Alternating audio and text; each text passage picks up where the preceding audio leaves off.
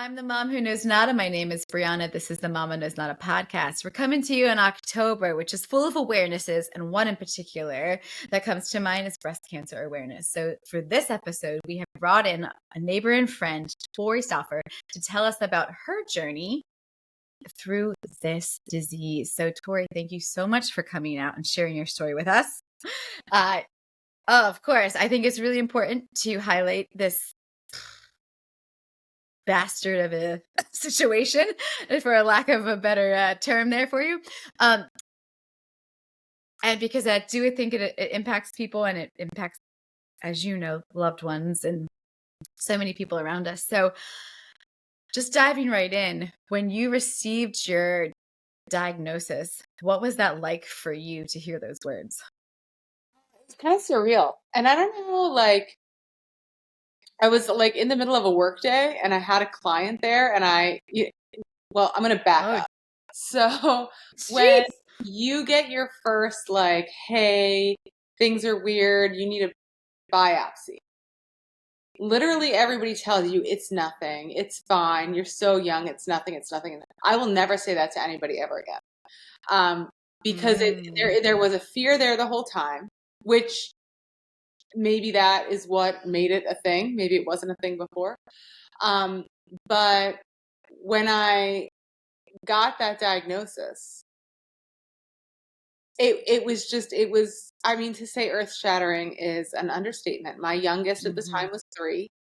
Um, I didn't, I didn't know if he was going to remember me, you know? And the Fair. type of breast Wow. cancer I had is, it has a lower survival rates because Oh, it can that's attack fun. like anywhere. Yeah. Well, you know how they say, like, don't Google anything? Yeah. Don't Google anything. Like, if you get a diagnosis on a phone and they're like, hey, we'll see you next week, don't look it up, because I was like, by the time I got in there, I was like, I'm dying in a week. Like, it was, uh, but there is a large part of it that is mindset and getting around that. Mm. Um, and figuring out how you want to tackle it. And because I had 4 kids, I have 4 kids. At the time they were, I think, 3 to 17. Uh, you know, it stops being about you and it's Oh. about, this is their journey too. Oh my God, I'm gonna cry. I'm It's fine. okay. It's But an emotional topic. I know, but I feel like I've talked about it so much, I'm all cried out. But um, no, it's their journey. And so, especially for my littles, Harry was 3, James was 5. I wanted to make it as least scary for them as possible, especially since I didn't know if this was their time with me. This was it, you know? Yeah. Um, It's uh, okay. You're allowed to cry. I might cry too, though. So as long as everybody's okay with uh, that, we're good. so right from the get-go, like, and I mean, the amount of support I had around me, my family, it was amazing. And I had, yeah, I mean, I guess that's the the first answer to your question is it was scary. It was crazy. It was a lot all at once, and figuring out, how did I want to tackle this? Who did I want to be through this journey? Mm. I didn't want to be cancer. I wanted to be somebody who happened to have cancer. And that's kind Oh, of how I tackled it all. wow. Well, that's a poignant statement right there. I like how you jumped right to how are you going to tackle it, and I want to dive into that in a second. But I want to know, so you said you were at work, which is a really great way to get a call. So how did you bring it up to like your husband and your family later on that this was what was happening? Yeah. So I've actually had cancer twice, and I handled it much better the first time than the second time. So the first time, I was, like I said, I had a client. I was like, hey, I have this doctor's call I've been waiting for. I'll be right back. Thinking, because everybody had been telling me, it's nothing, it's nothing, it's Mhm. going to be nothing. And I go in the other room, I take the call, yep, it's cancer. And then I have to go back in with this client and be like, everything's fine, yay, continue on. So that was kind of crazy. But Wow. I'll be honest, I don't even remember the telling them. I mean, Yeah, I get that. Probably I such a don't know if I blur. blocked it out or what, but like, um, I don't know. And I mean, everybody was shocked. Everybody cried. But I was very cautious about my kids finding out. My older kids, Dave handled telling the older kids, and it did not come out great. It wasn't like, hey, this is what Tori's going through. They're my stepdaughters, but they've been my kids forever. But it wasn't like this is what Tori's going through. It was like, hey, shape up. You got to be better. She needs to fight this. So you guys have to stop being jerks. And I was like, whoa, let's handle the next one differently. Shit. Yeah. The second time I got my diagnosis, I really didn't think so. This is all over the place. I apologize. So No, the reason okay. I have triple negative breast cancer. I had triple negative breast cancer. It instead of a 95 to 98% survival rate, it drops down to 75%. And the reason for that is it can come back anywhere in your body. It's just as likely to come back in your back or your brain or wherever as it is in your breast. So it's harder to keep track of. They say if you don't get it back within the first 4 years, it's unlikely to ever come back. I got it 2 years later. Oh So, shit. yeah, so and it was kind of crazy because we had just moved down here to Florida. I had opened my photography studio in like mid-October, and then in December I found out it had come back, and it was like sucker punch.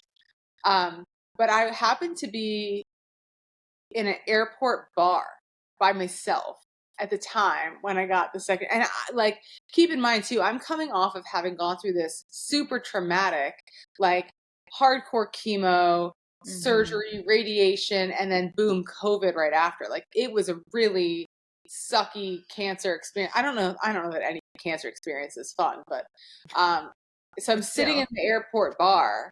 I get the diagnosis, hang up, and start hysterically sobbing and calling everybody I know, like calling my husband, calling my mom, and all of the people around me are like sending me drinks. Like it was a whole scene. But yeah.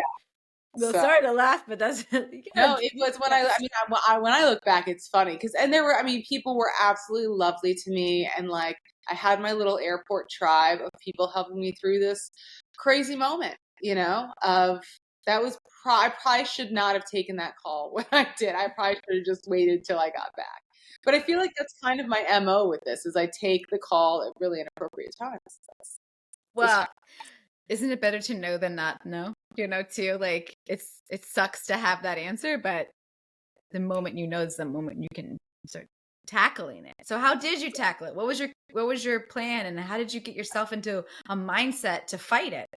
Yeah, so the first time I lived in Philadelphia.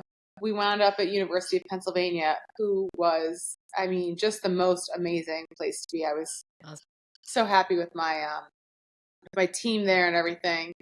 And I mean, from the day I got diagnosed to when I started treatment was probably like 3 weeks. Like it was fast.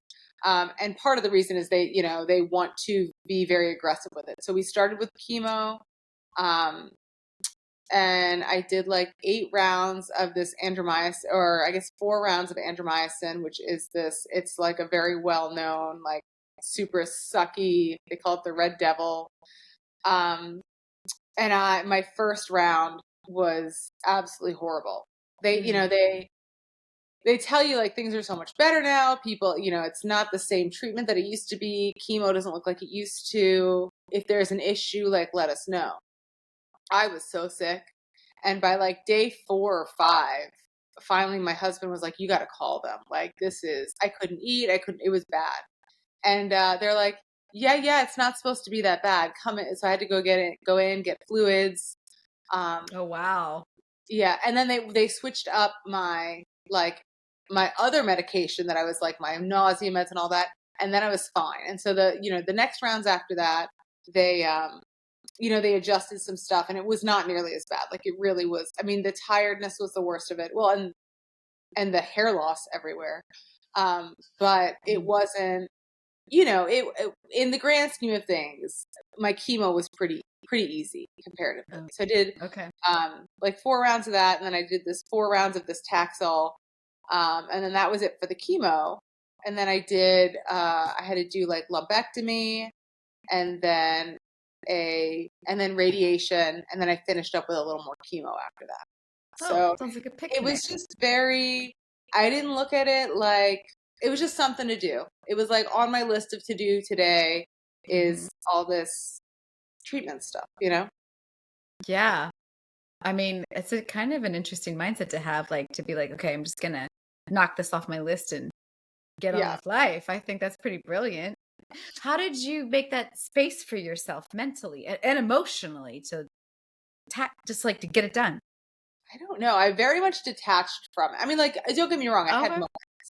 Um, but I very much detached from it. It was a lot of it was my little kids. I did not want it to be traumatic. I did not want them to remember me in a bad way. Yeah. So even down to like we had to shave my head. So for my chemo treatments, I was working the whole time through this, by the way. I would just take off the week when I would get treatment because I was really, really tired. So the week of treatment, my in-laws would take the boys down to their beach house in Bethany. And they would take them on Nice. Monday. I had chemo on Tuesday, and then they would keep them till Friday because I was in bad shape. Um, and they tell you like after your first treatment, usually around your second treatment is when your hair starts falling out. And at the Mhm. same time, my oldest was graduating high school, like the week of my second treatment.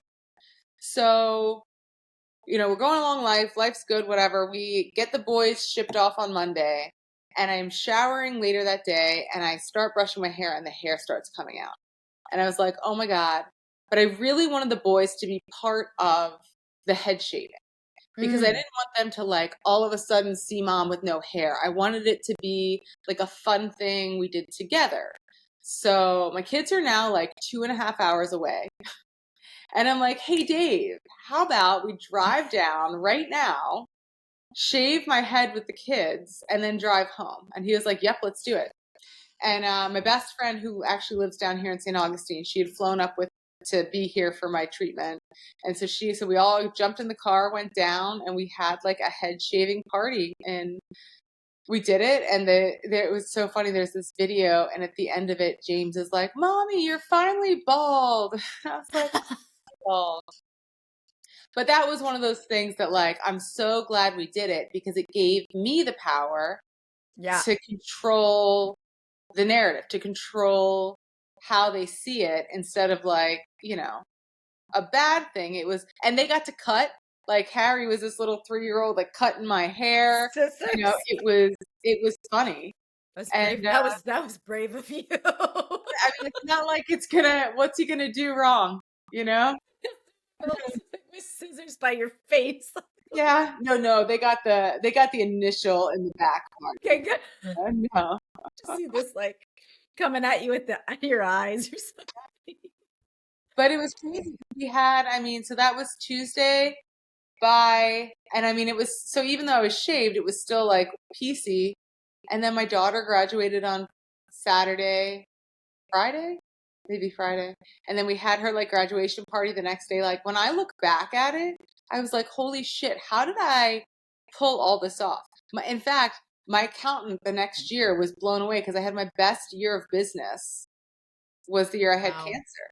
And he's like, when in here did you stop? I was like, I didn't stop. Like I just kept working. How'd you find that energy to keep working? I mean, I don't wow. I don't know. I definitely didn't have energy. I don't know. I mean, again, like my weeks of treatment, I wouldn't work at all, and the next week Hmm. I would. But we had like bills to pay. We had, we had stuff. We had. I mean, I could have taken a break. We could have done it, but like, I also like, I didn't want to just be sitting around being a cancer patient, you know. And it kind of gave me something to do outside of cancer that wasn't just based around how sick am I. I got to be Mm, normal again. And that was probably part of my ability to separate everything. yeah, it was like it's like something you're going through, not who you are. It's not Yeah. defining everything. And Yeah. I bet even, and did you have a photography studio at this time too? Yeah, That it was was in my house, so okay. that was helpful. And I did newborn and maternity at that time. And I was a little worried that like clients were going to be weirded out with this like cancer patient. Like, I don't know. But no, everybody was amazing about it. And and I will say, so it was in the summer that I went through this. And like, I used to have like super crazy thick hair. And that was one of my peaks, was like, I had no hair all summer. It was like the coolest summer I ever had, like less sweating. It was amazing. Hey, silver lining. But you know, they don't tell you is your eyebrows fall out. Your eyebrows and your eyelashes all fall out too. And I Hmm. don't know why it didn't occur to me, but it it was a whole scene. It was The only reason I know that is because of other people who have gone through it. But yeah. It's not something that you're like, oh yeah, your hair falls out, but you forget like there's all the other hair too. yeah, yeah. Oh my goodness. What was what were you feeling when you, for the first time and then the second time, when you got the all clear that you were like they couldn't detect cancer? What was that like for you? Yeah, so I mean, I'm probably a weirdo in this. Like I expected it to be all clear. So I didn't have like a hurrah, like I was glad to be done. Hmm. Um but there wasn't some, and I will say I was very lucky. We caught it early. I was stage 1 Okay. when we found it the first time. Um Hallelujah. so it was like there was never any doubt in my mind that I wasn't going to get an all clear. Um so I guess I'm a little spoiled like that. But yeah, no, and I mean same thing. Like, and here's the thing: I don't know. I talk a lot about my cancer, mostly because it both times it has been such a pivot point in my life, uh, Mm. in some expected ways and in some unexpected ways. So I talk about it a lot, but I'm not like, I mean, I guess I am wearing pink today. That was unintentional, but me. Um, but I don't wear pink ribbons. I don't shout it from the rooftops, and I don't know why. I've just never identified with it in the same sense. I identify with it in a different way, but Hmm. yeah, I don't know. I don't think I answered your question at all. That's okay. I felt I Nope. didn't I felt fine. I felt good. I'm like, yay. What's next? Keep Yeah, going. what's next? Well, it's almost like what I take from that just is that you don't let this define you. You know, Yeah, like some people, it's not a dig or a criticism on either side, but some people when they get their diagnosis, then they become like an advocate or whatever it is, and it's almost like they find a purpose. yeah, I think it sounds to me like this is just a chapter of your life and it does influence who you are, but it doesn't necessarily, it's not like the signature at the bottom of the letter. You yeah, know, it's not the yeah, final stamp. It's like, this is part of me and this is how I persevered. yeah. That's what I'm hearing anyway. I will say I do, it is a cause for me in different ways. Like, so I'm not necessarily out there running a 5K. Well, I'm not running a 5K either way, but like I doing that. But like, so for me, one of the things that I've been able to do that has been amazing is photographing women going through mastectomies. So after they've had and it's usually Cool. people who, well, so far, I don't know I can't say usually because it will, you know, go how it goes for the rest of my life. But it's been women who have undergone the double mastectomy, who have not yet gone through reconstruction, and it's photographing them in just very, very powerful ways. And it's every time I've done it has been very moving and Very has awesome. helped women who are going through it just because they're, so the second time I went through it, I had to do the mastectomy and everything. Oh, And I didn't realize that. Wow. Okay, I yeah, didn't know. yeah. Well, they look good. That's why. I had a No good surgeon. team. Yeah. Um, yeah. So we had said the first time I went through it, uh, because triple negative is what it is, there's no change in survival rates if you get a lumpectomy uh, or a mastectomy, just because it can come back anywhere. So at the time, Harry was 3, and he he was all over me. Like he was just constantly climbing on me. And so the idea of being out, he couldn't touch me for 6 to 8 weeks was just unrealistic. So, but we said if it ever came back, we would do the double mastectomy. I would do the double mastectomy. And so we did. And that was worse. That was worse than chemo. No, I wouldn't. I hated not having hair. It was terrible. And part of the reason was I had gone through radiation 2 years prior. So radiation will continue to shrink your skin for like 10 years. So because of that, I was very limited in my reconstruction options. And I had one option, which was called deep flap reconstruction. So they open you up hip to hip and they remove your tissue from your stomach and move it up top. And then so it's your own tissue, which is, I did kind of get a tummy tuck. So that's a little nice. I had a little mommy makeover. But the recovery was intense, and I did not recover in the way that they thought I would. And I had lots of complications, and it was just, so to have been, I had just opened my studio, and I had a brick and mortar for the first time. I'd been a home studio before, so I had no bills before, but now I'm in this new place. I open a studio, I have no clients, and boom, I have to shut down for like 4 months. So it was like super, I think that was more stressful than the first time through. And it was probably also stressful just because of what are the implications of getting it the second time, you know, as opposed to just being like, all right, this is one and done, you know? Yeah. Oh my gosh. That's a lot of stuff. I didn't like, that's crazy that they cut you like hip to hip. Yeah. And it's like, it's funny because you have ideas of what it's going to be like after, like, oh, I'm going to have a tummy tuck. No, there's like weird part. Like there's an incision line and then it puffs above and below. So like, it's just, it's definitely, people are like, oh, you got reconstruction. It's not the same. It does not look like you're like a little raggedy ant, like a little patchwork, you know? But I'm here and I'm good. I was going to say, but you're alive and beautiful. So who cares? Yeah. So how has this situation, for lack of a better term, and your perseverance through this diagnosis, how has it impacted your approach to life? I am who I am today because I was blessed to have cancer. I am a believer that things do not happen to me, they happen for me. And the first time through, now I'm able to say that because I was very, very lucky and we caught it early and I'm fine. I cannot say that for everybody. So like, I know I have a weird view on it, but both times cancer was a lifesaver. I was unhappy. I did not realize how unhappy I was until I had cancer the first time and had to look and be like, okay, if this is it, are you cool? Did you do it all? Are you living the life you loved? And I wasn't. Wow. And that's honestly, cancer one was probably a big reason we live in Florida now, was wanting to live my life intentionally, to have more joy and less. We lived in the Northeast. It was very hustle, hustle, go, go, go, work, work, work. Like it just was a very different mentality than this paradise we live in now. And it all kind of like, it was so funny.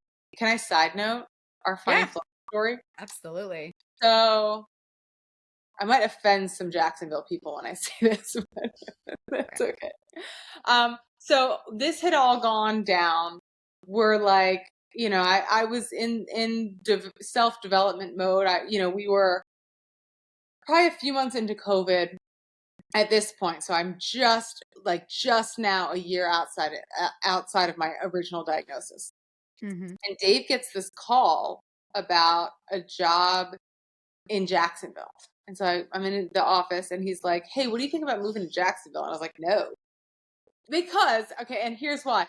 At the time we had been watching The Good Place. Mm-hmm. The Good Place. Yeah. And you know the guy from Jacksonville? Like that's all that was in my head was the video game guy. It was just like no. But I had actually gone to Flagler. My friend and I moved down here from high school. We went to Flagler together. She stayed, she got married, and I went back up. So we came to visit, and I love St. Augustine. So I came back like a half hour later, and I was like, could we live in St. Augustine? And he's like, yeah. So I was like, I'm sold. So we came down for a week and tried it out, and it was just like Florida life was, I never expected to move back here. But that was the first thing, was just wanting to live an intentional life. And so we got down here, and I did an excellent job of it. And my first summer was spent at the pool and kids and loving life. And then I got the studio space, and I started letting old Tori come back. So like I stopped going to my morning workouts because the contractor could only meet me at 8 a.m. So I didn't tell him no. I adjusted because I started prioritizing work first again. And I started like, oh, I'm going to do this event at the studio on the weekend. So I was missing kids stuff again, which is one of the things I hated. So little by little, it started happening. And then by December, I got the diagnosis again. And I truly, truly believe it was to get me to stop. And life was like, what are you doing? Like, you just came down here and you're doing it. You're just doing the same thing down here. So that's what really pivoted me. So when I was going through recovery, I got very much, I'm a little woo, I'm a little woo woo girl. So I got much more into, more than mindset, this more spiritual side of mindset and manifestation and the idea that you're manifesting your life right now, whether you realize it or not. And I truly believe I manifested my cancer. Interesting. And so now I've learned how to intentionally manifest things that I want instead of manifesting cancer. So wow. Well, that is very deep and poignant simultaneously. So, what do you think other breast cancer survivors or recent diagnoses could take from your story? I don't know. I think everybody's so different. Everybody's experience is so different. I guess, first of all, just finding opportunities to stay true to who you are. And if it's not who you are, it's who you want to be. Who do you want to be in this? How do you want to be in this? I don't know. I honestly, I think everybody's journey is so different that it's like everybody just has to do what's on them. But know that you don't have to be defined by this. You can be more than this. And you can also ask the people around you, like, hey, I can't talk about this all the time. And there were times where like I needed to. There were times where like other people were like done talking about it. I'm like, nope, I still got to talk about it. And there were times where I was like, I want to pretend like it doesn't exist. And like, you do you, whatever you need in that moment is what you need to happen, I like that. I like that. So, how was your? So you have your littles and you have your bigs and you have your husband. How did they support you? And honestly, you support them through this journey. And you said you didn't want it to be traumatic for your little ones. How did the bigger kids cope? And how about your husband? What was it like for him to go through this with you? Dave is amazing. When these things happen, he just head down barrels through it.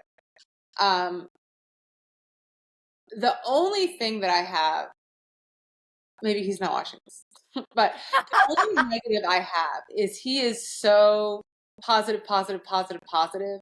Sometimes I needed somebody to be scared with me. You know what I mean? And I got sick of all the positivity sometimes, which I know sounds weird, but I knew I could count on him for that. Like, he took everything off my plate. If I didn't want to do it, I didn't have to. He didn't ask me. He just did it, Wow. And then the other thing that was huge, if you know somebody going through it, meal train. Meal train was the thing that like helped me so much. I did not have to think about meals. I did not have to think about dinner. And all of the people around me could just take care of me.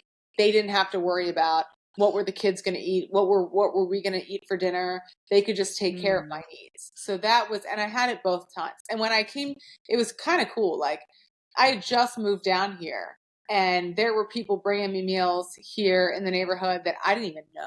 They just showed up and like, yeah, it was, we live in a very, very special place. Oh, that's so awesome. But I like how you kind of how you said that sometimes you just get someone to be scared with you, because I think it is important for the healing, grieving, and just the journey itself to acknowledge all the things that come up. And as much as you want to be like resilient and, tenacious and have this perseverance when you're presented with something as serious as like, a breast cancer diagnosis, like that's terrifying. Like, I mean, it's something that I would be scared of. Just that I've never had breast cancer or anything like that, but like I have had blood clots, and that was a very scary experience in a different way itself. So I understand getting that like diagnosis of like this could really fuck you up. Like Mm-hmm. really, like you could not be here tomorrow because of this situation that you're in. And leaning into that emotion of just allowing yourself to be afraid even for a second, I think is so important, because then you can be like, okay, this is how it feels to be in this dark, scared spot. And having that positivity is so, it can be amplifying and gives you the resilience that you need, but you just got to feel Yeah. what it is, like all the different sides of it. And Yeah. it is scary to be like, hey, this is not a good thing. So I appreciate that you said that, because I feel like that's a very real and raw thing that people don't want to talk about. It's like, oh yeah, great. Look, you made it through twice. Look at you. How resilient. Awesome. But you know what? It is scary. Yeah. So we can acknowledge that as well. All right. So now you have your business and the photography. How have you been able to navigate developing this professional side of you while you're going through all of this craziness?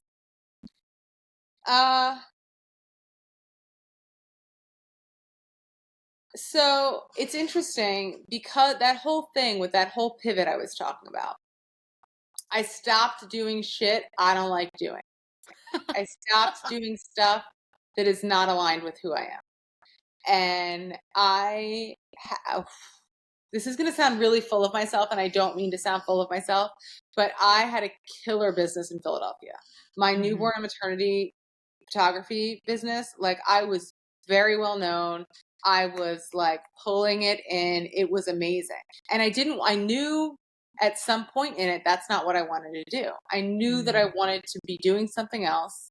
I knew I wanted to be doing more like photographing women. And I did love maternity. I love maternity. I did not love photographing babies. I was good at it, but I didn't love it. And when we moved down here, and I told Dave I don't want to photograph newborns anymore, he was like, no, no, no, no, no, no, no, no. I don't think that's a good idea. And I'm like, no, I think it's a good idea. I think it's a good idea. And I've done it once down here, and I won't do it again. That was it. I just know now. Like I know that I'm doing what I'm meant to be doing, and I have a different level of faith and trust in myself that I didn't before.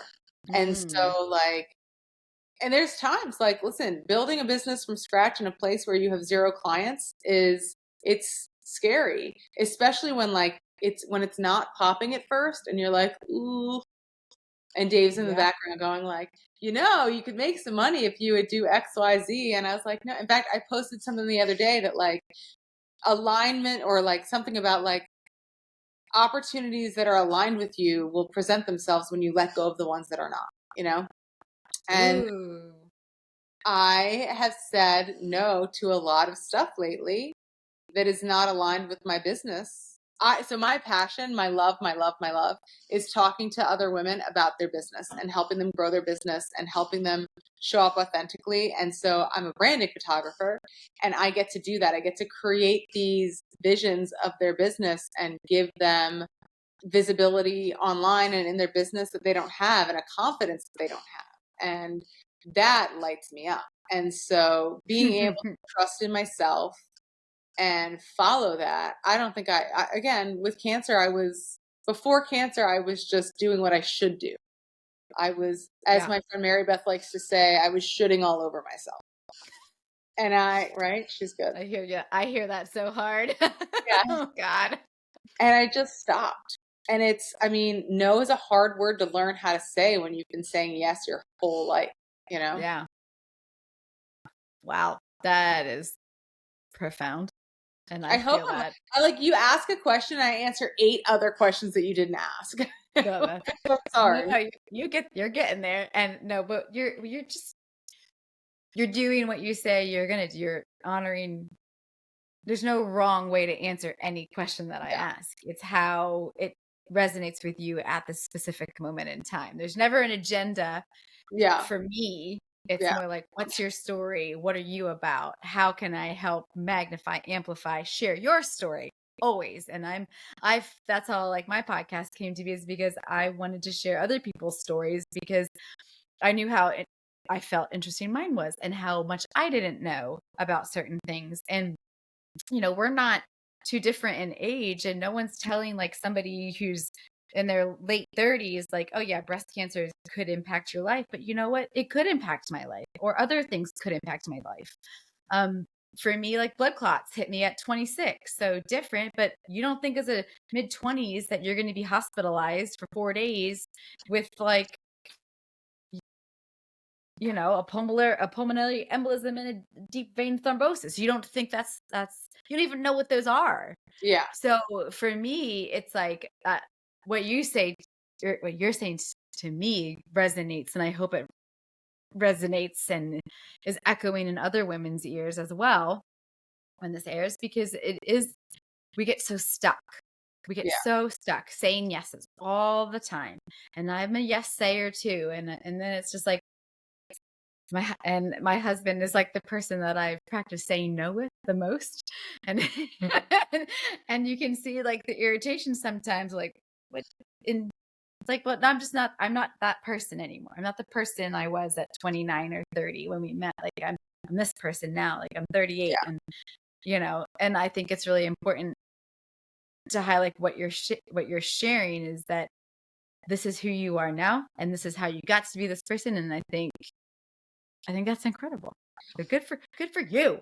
I will say, as women, I think, especially as moms, we take care of ourselves last. We put everybody else first and everybody else's needs first. And that has been something that has taken tremendous work, is knowing that you got to put your mask on first, right? When the plane is going down, you got to put your mask on first, because you're help to no one if you pass out. You know what I Yeah. mean? Like, so things like starting to dig into I am a nerd when it comes to personal development. Like, I am a junkie. It is bad. But I am a big believer of find something that resonates with you and dig in, because who you Mm-hmm. are when you started this journey is very different than who you are now. And it's so easy to get lost, and it's so easy to just go on autopilot, you know? Yeah, absolutely. That has been the biggest gift for me, is to getting in touch again with myself. And I don't mean myself like who I am today, but like, who did I want to be? What was the version of myself that I saw? Yeah. Because that person, I have not been that person for a really, really, really, really, really long time. And Yeah. taking time to tap back into that person has allowed me to be showing up as her now, and that she's coming back. And Yeah. that's really cool. I that resonates with me as well, because we're planning this big move to Spain, all the stuff, and I like was leaving the tennis center, and I gave up tennis in high school, and there's lots of stories in there, and coming back to it as in my mid 30s, um, and the confidence it's given me, and the thinking and like all the different ways you don't realize like a sport influences your life, like your ability to do things and things strategically and challenge yourself and rise to the occasion and the mental toughness that it requires. And that can be it can be in art as well. It's not pigeonholed to No, but sports, it's but your for thing. me, Mhm. yeah, for me, this was like my thing. And I just started crying to my husband. I was like, you don't know what tennis has given me, and it's just like, grieving something, but it's the first chapter, of this journey that I've been on, and the ability to come back to something and allow it to do its work for me.